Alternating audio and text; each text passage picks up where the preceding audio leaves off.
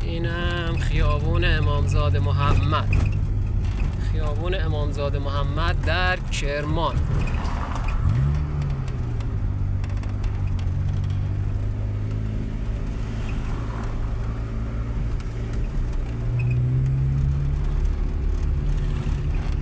داریم میریم سمت چهارراه بهار. ساعت 10 شب، خیابون امامزاده محمد. بده شیش، بکش به نیش. همه هم میزنن سوالا.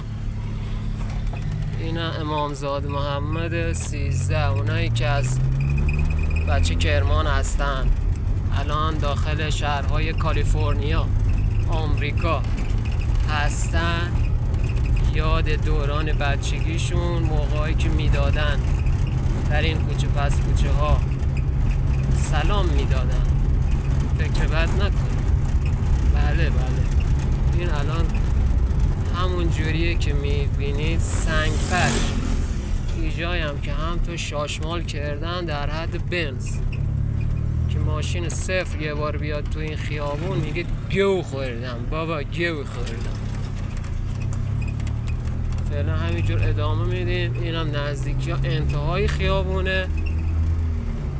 یا خدا، دست انداز نی. اینا دره های هست تو بیابون های فارتیسنس، پاریس سن ژرمن.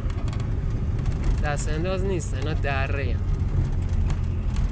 خب دوستان عزیز، به پایان کلیپ میرسیم.